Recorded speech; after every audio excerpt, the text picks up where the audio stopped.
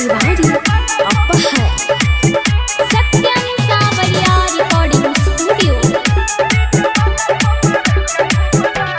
छुट्टा तुमने तो हाथ बानी गे छोरी सुने छुट्टा तुमने तो हाथ बानी छुट्टा तुमने तो हाथ बानी गे छोरी सुने छुट्टा तुमने तो हाथ बानी डीजे वाला हमारे छकू बुलाइन गे छोरी डीजे वाला हमारे छकू बुलाइन डीजे वाला हमारे छकू बुलाइन गे छोरी डीजे वाला हमारे छकू बुलाइन। डीजे अमित तिवारी अपहर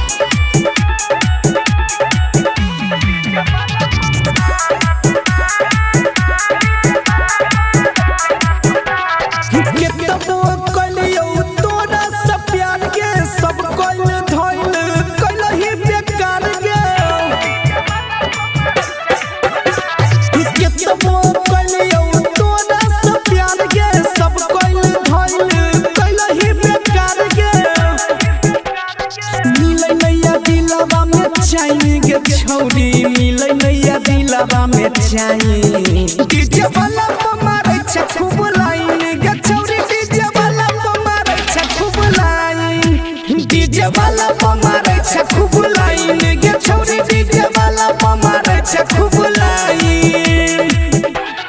डीजे अमित तिवारी अपहर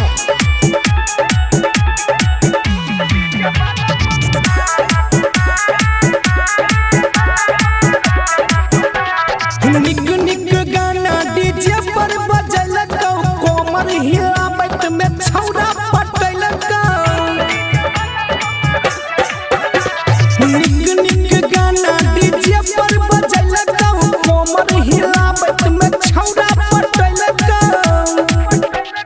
रंजे रति कर दे तो साईं गे छौरी हम के भैया कर तो साईं डीजे वाला